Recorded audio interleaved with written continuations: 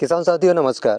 दोस्तों, गेहूं की फसल में आपने खाद उर्वरक का फंडा यदि समझ लिया तो मेरी गारंटी है आप 1 एकड़ में 30-35 प्लस उत्पादन लोगे। अब ये खाद उर्वरक का शुरुआत से लेके आखिरी तक वो फंडा आपको समझना पड़ेगा। देखिए, हमारा जो गेहूं का पौधा है वो शुरुआत में स्ट्रॉन्ग यदि बन गया तो आपको अच्छा उत्पादन मिलेगा, और यदि स्टार्टिंग से ही वो कमज़ोर रहता है तो फिर भले ही आप कुछ भी कर लीजिए वो स्ट्रॉन्ग नहीं बन पाएगा। मतलब जो उत्पादन है वो किस पे डिपेंड करता है? सिर्फ और सिर्फ खाद और उर्वरक पे। अब चाहे आप कोई सी भी वैरायटी लगा लीजिए। देखिए, वैरायटी का ऐसा है, जो वैरायटी आप लगा रहे हो और उसका जितना उत्पादन बताया गया है, एवरेज उत्पादन, मान लीजिए हम पूसा तेजस की यदि बात करते हैं तो इसका एवरेज उत्पादन लगभग 80 कुंटल प्रति हेक्टर तक है। जो एवरेज उत्पादन है वही मैं आपको बता रहा हूँ।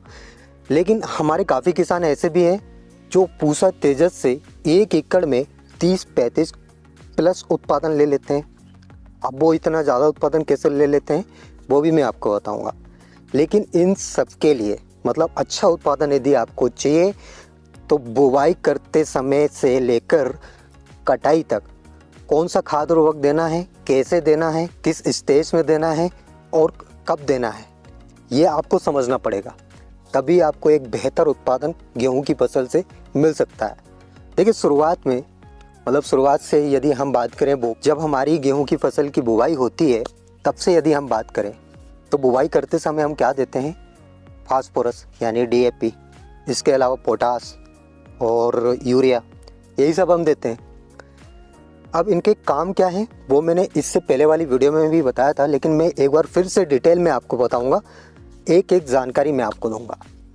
फास्फोरस का क्या काम है, नाइट्रोजन का क्या काम है, इसके अलावा पोटास का क्या काम है।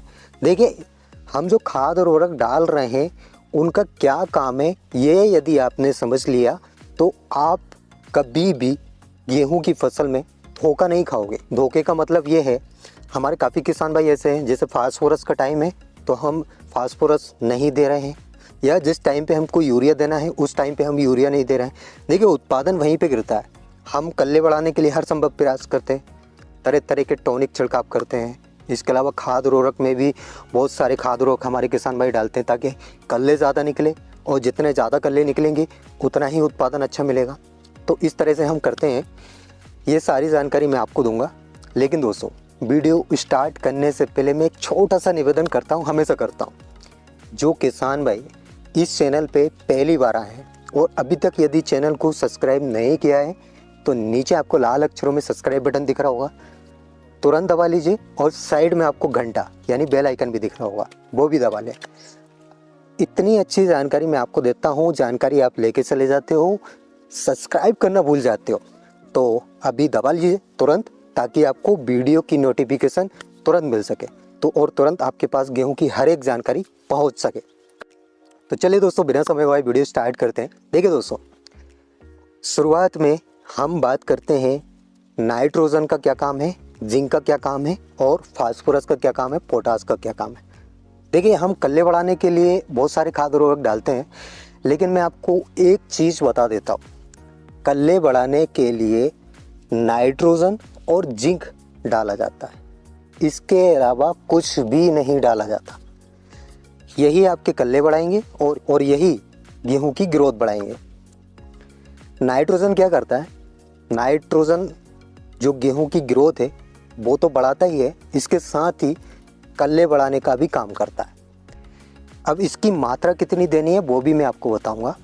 शुरुआत में यदि बुवाई समय की बात करें तो वहाँ पे आपको नाइट्रोजन, फास्फोरस और पोटास ये देना है, और यदि आप जिंक दे रहे हो तो या तो बुवाई से पूर्व दें। मैंने इससे पहले वाली वीडियो में जिंक का जिक्र किया था, तो काफ़ी किसान भाइयों के कमेंट थे कि सर जिंक और फास्फोरस हम साथ नहीं दे सकते। तो मैंने साथ देने का नहीं बोला दोस्तों, मैंने ये बताया था कि यदि आप जिंक दे रहे हो तो या तो बुवाई से पूर्व दें, या फिर बुवाई करते समय यदि आप दे रहे हो तो उसमें फास्फोरस ना मिलाएं, है ना। ये मैंने आपको बताया था। तो काफ़ी किसान भाइयों की गलतफहमी थी कि सर जिंक और फास्फोरस हम साथ नहीं दे सकते। तो उसमें भी मैंने यही बताया था, या तो पूर्व दें बुआई से पूर्व या बुआई। नाइट्रोजन की यदि बात की जाए तो नाइट्रोजन गेहूं की फसल में 3 बार दिया जाता है। अब ये 3 बार कैसे दिया जाता है वो भी मैं आपको बताऊंगा। मतलब 1 हेक्टर की यदि बात की जाए तो लगभग 150 केजी, मतलब 120 से 150 केजी नाइट्रोजन दिया जाता है। अब ये 120 से 150 केजी नाइट्रोजन 3 बार में दिया जाता है, यानी इसके 3 भाग किए जाते हैं। पहली बार में जो 150 केजी है उसकी आधी मात्रा दी जाती है, यानी 75 केजी हम बुवाई करते समय देते हैं।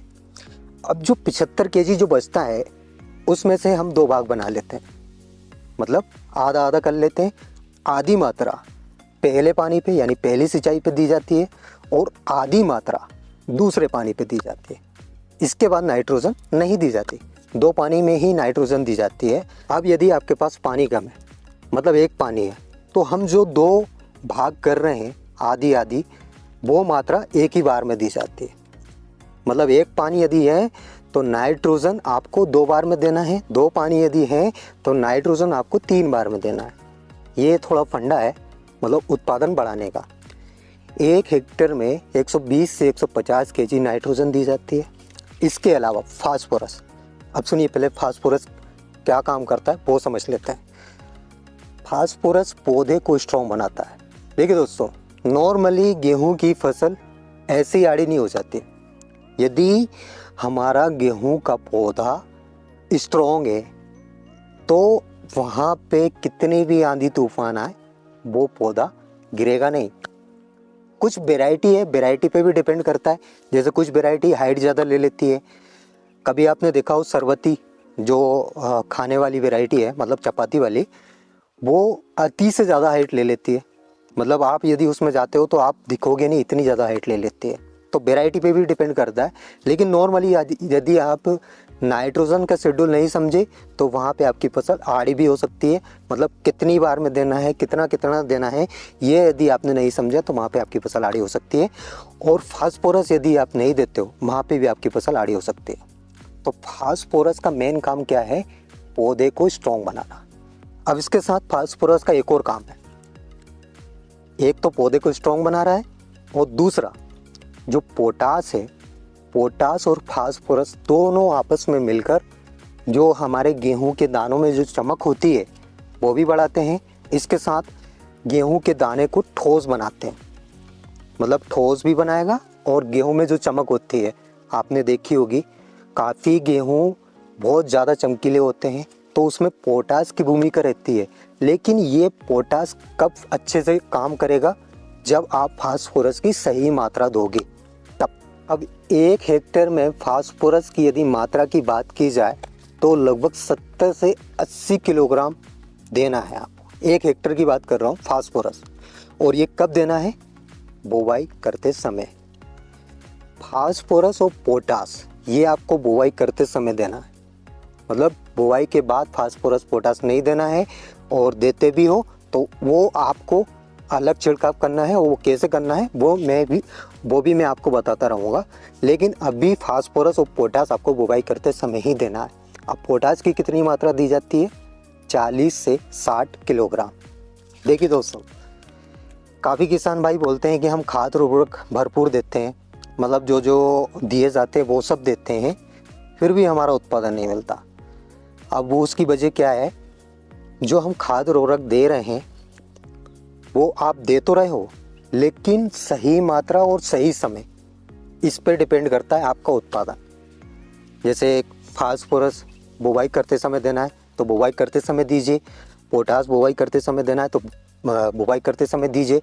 काफ़ी किसान भाई बुवाई के बाद देते हैं तो उतना अच्छा रिजल्ट नहीं मिलेगा, जो आप चाहते हो वो रिजल्ट आपको नहीं मिलेगा।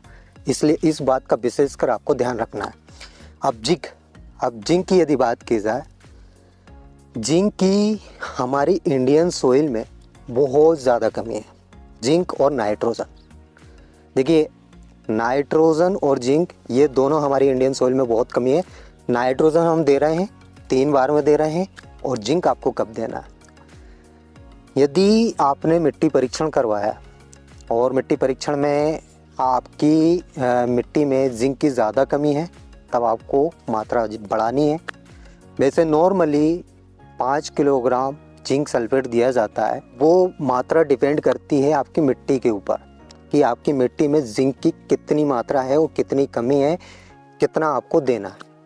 मैं बताने में बता सकता हूँ, लेकिन वो आपकी मिट्टी पे ही डिपेंड करेगा। जिंक आपको देना है क्योंकि कल्ले बढ़ाने के लिए जिंक का सबसे ज़्यादा रोल होता है और सबसे ज़्यादा भूमिका होती है, इसलिए जिंक आपको देना है गेहूं की फसल में यदि आप एक बेहतर उत्पादन चाहते हो तो। ये है खाद और उर्वरक का फंडा। इसके साथ ही दोस्तों आपको एक और चीज़ ध्यान रखना है, जैसे पहला पानी आपको सबको पता है 21 दिन में दिया जाता है गेहूं की फसल में, लेकिन आपने यदि सूखे में बुवाई की है, मतलब काफ़ी किसान भाई ये करते हैं कि सूखे में पहले बुवाई कर देते हैं, ऊपर से पानी निकाल देते हैं, तो जो गेहूं सूखे में गिरा है वो उसका अंकुरण हो जाता है। तो यदि आप स्टार्टिंग में यूरिया मिला रहे हो तो वहाँ पे आपको मात्रा थोड़ी यूरिया की कम करनी है। उस कंडीशन में यदि आप मात्रा बढ़ा देते हो यूरिया की तो वहाँ पे हो सकता है आपकी जो गेहूं की फसल है वो हल्की सी पीली पड़ने लगे, या उसकी जो पत्ती है, ऊपरी पत्ती है, वो जली जली सी आपको दिखने लगेगी। वैसे सूखे में बुवाई करना नहीं चाहिए, क्योंकि जो सूखे में बुवाई करते हैं वहाँ पे अधिकतर मैंने ये देखा है कि या तो गेहूं का पौधा उकस जाता है बाद में, और इसके अलावा जो गेहूं के दानों में जो चमक आनी चाहिए वो चमक भी नहीं आती। लेकिन काफ़ी किसान भाई सूखे में बुवाई करते हैं और उनको अच्छा उत्पादन भी मिलता है। तो कुछ मिट्टी पे भी डिपेंड करता है, यदि आपके यहाँ पे गहरी मिट्टी है तो वहाँ पे सूखे में बुवाई करना ठीक रहेगा। बाकी हमारे हिसाब से सूखे में बुवाई ना करते हुए पहले आप पानी निकालिए, इसके बाद बुवाई करिए। ज़्यादा जल्दबाजी करने की आपको ज़रूरत नहीं है, क्योंकि गेहूं की बुवाई आप 15 अक्टूबर से पूरा नवंबर माह तक कर सकते हो। जितना लेट करोगे उतना ही अच्छा है, मतलब सर्दी जितनी ज़्यादा बढ़ जाए उतना ही आपकी गेहूं की फसल के लिए बढ़िया है।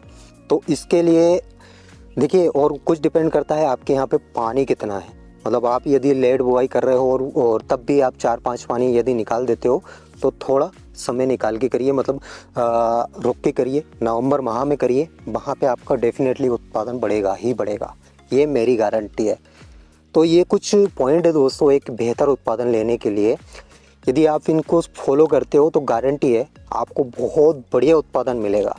और ऐसी ही जानकारी, गेहूं से रिलेटेड जानकारी से जुड़े रहने के लिए यदि आपने अभी तक चैनल को सब्सक्राइब नहीं किया है तो सबसे पहले ये काम कर लीजिए, सब्सक्राइब कर लीजिए, ताकि आपको गेहूं की एक एक जानकारी समय समय पे मिल सके।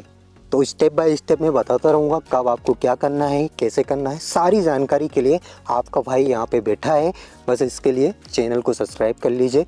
तो आई होप दोस्तों आपको मेरे द्वारा दी गई जानकारी समझ आई होगी, वीडियो पसंद आई होगी। वीडियो अगर अच्छी लगी हो तो एक लाइक, और जो किसान भाई चैनल पे नए हैं सब्सक्राइब करना बिल्कुल ना भूलें। तो आज के लिए इतना ही काफ़ी है, मिलते हैं नेक्स्ट वीडियो में नेक्स्ट टॉपिक के साथ। तब तक के लिए tata bye bye, take care, धन्यवाद दोस्तों।